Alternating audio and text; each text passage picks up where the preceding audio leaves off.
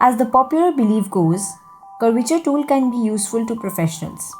But what about those who are new to Illustrator and are unfamiliar with the pen tool? It's going to be a lifesaver, guys, trust me. So without any further ado, let's dive in. I have created a new document on the screen. Select the curvature tool, which you can access from the long side of pen tool. It is very similar to the pen tool. The main difference in its usage is that you have to control it with a left click.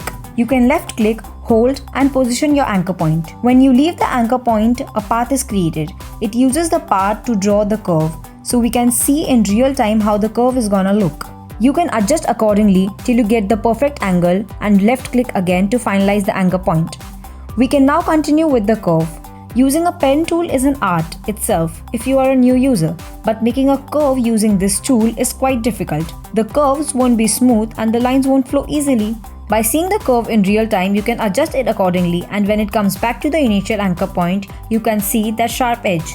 It will change into a curve again, but here if we need to keep the edge sharp, all you got to do is double click on the anchor point and it's done.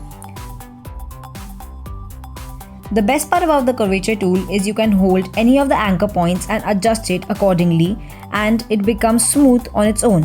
Whereas in pen tool, your anchor point gets deleted when you click on it. Hence, as a smarter cousin, the curvature tool is more matured and makes your life easier by creating smooth curves and nice points as and when needed. Moreover, you can also add anchor points by clicking anywhere on the path. By simply clicking on the anchor point and the delete button, you can also remove the anchor point. I hope it was helpful for you guys. Let us know your valuable suggestions in the comment section below. Bye!